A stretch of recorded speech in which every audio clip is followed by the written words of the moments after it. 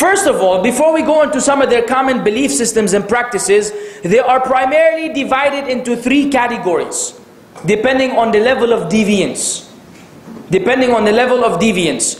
The school of thought among the Sufis, the schools of thought, the first one is known as the Illuminist school of philosophy.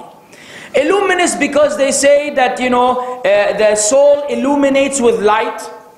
These people don't focus as much on asceticism as much as they are involved with philosophy. Their whole thing is about philosophy. And basically they say that you must exercise your soul. You must actually go through spiritual exercises, training the soul and punishing the body in order to attain purity of the soul. So one of them, if he found that he was becoming too arrogant, he will go to the public hammam, public showers, which existed back then, and he would steal someone's towel on purpose. Then he would run out, allow the people to catch him and beat him up. And he's saying that by doing so, I am actually humbling myself. In case he thought that he was a little too special, then he puts himself in a predicament where he is humiliated and punished in order to kind of subdue himself and remember that he is nothing but a worthless creature. Is this something the Prophet ﷺ would approve? Is this something that we are allowed to do? Put ourselves in this predicament? No. But this is the Illuminist Sufis, and this is their school of philosophy. These are actually the most moderate among them. These are okay. If you can, not okay as in okay compared to the rest. The rest is crazy. Listen to this. The second ideology is that of hulul. Hulul means that Allah dwells in His creation. Does that remind you of a religion? Who does it remind you of? Christians and Hindus. Allah dwells and is incarnate in human beings. The person who propagated this was known as al-Hallaj.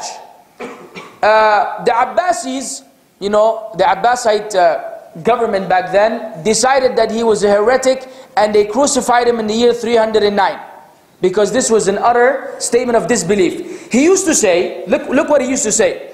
He said, "Glory to him who manifested his human nature."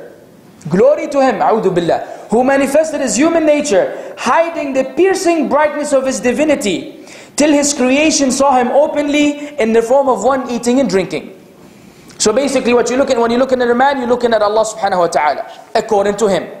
According to him. He said about him and Allah, we are two spirits who dwell in a single body. And some of them would say, at the time of the spiritual ecstasy, known as shatahat, when they go a little off track, he will say, Subhani. Not Subhanallah. Subhani, ma a'zama shani. How great is my status and affair.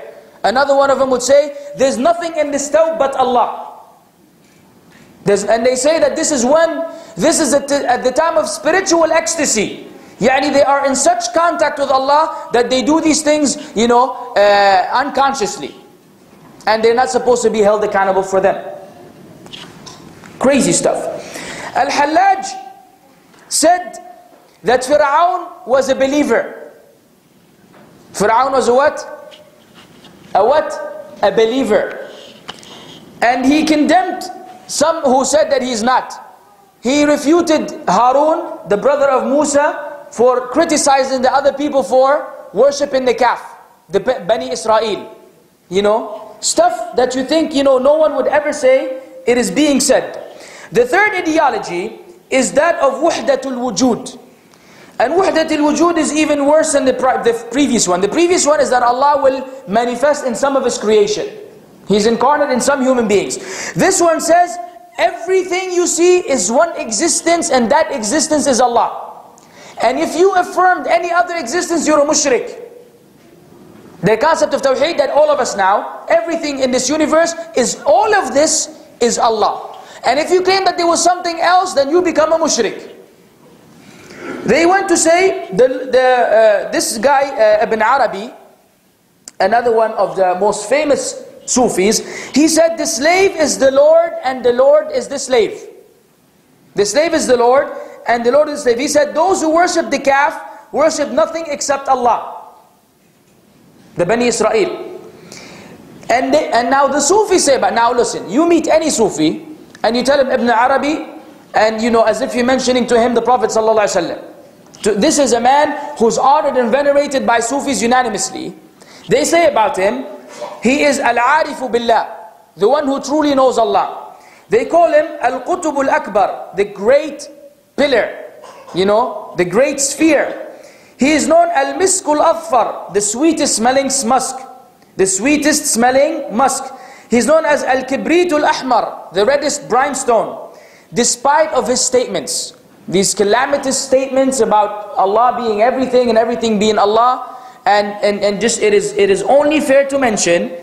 Now I know this is sensitive, and some may not like it, but this is an amana which I have to convey from my personal experiences. Many of the things that I mentioned, unfortunately, are prevalent among Jama'atul Tabligh. Jama'atul Tabligh. Now, they do a lot of da'wah. May Allah reward them with goodness and pardon them for the shortcomings. At the end of the day, they are Muslim brothers who we wish goodness for. This is the position which we hold. But at the same time, some of these belief systems are found in Fada'il A'mal and Fada'il Sadaqat and Tabligh Nisab and so on and so forth. I have read them with my own eyes. I have encountered people who believe that. And we had a confrontation about the idea that Allah is everywhere. And I was almost beat up in a masjid, in a house of Allah, a masjid. I was called all kinds of names, degraded as if I was not praying with them in the line a few moments ago.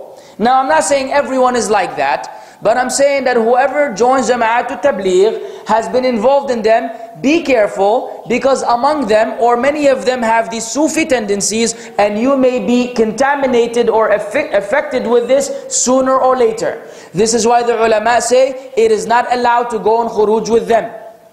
And Allah is my witness. I have heard all kinds of lies, fabricated narrations, innovated practices that have nothing to do with the sunnah. Many of them are shirky based among our brothers. It's a very sensitive subject matter.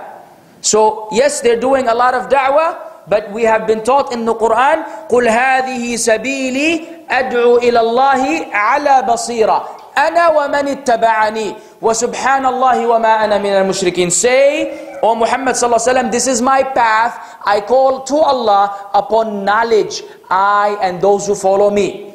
And glory be to Allah. Perfect is Allah above any imperfection. I am not among those who ascribe partners to Allah. You have to give da'wah upon knowledge, or you don't give da'wah. Not everyone can give a bayan, and not everyone can address the people, specifically when we don't have the foundation to do so. And this is what happens. One person hears from another a fabricated narration, then he gives it in the bayan the next day. We are lying against the Prophet ﷺ. We are teaching people things that are not from the sunnah. So I ask all the brothers who are involved in Jama'at Tabligh, continue your da'wah, may Allah reward you with goodness. Continue calling people to salah, it's important. But prioritize and put tawheed first. And for you to teach tawheed, you need to learn tawheed. Learn tawheed, teach tawheed, invite people to the salah, and stick to the sunnah of the Prophet ﷺ. Because Muhammad Idris al-Deobandi is the founder of Jama'at al-Tabligh. He was a hardcore Sufi who used to wait at the grave sites and wait for inspiration from the dead people. And this is information that has been documented and is found in books. It is not from my own statement. So the matter is sensitive. I'm only mentioning this because it's an amana. We have to convey the truth. We're not trying to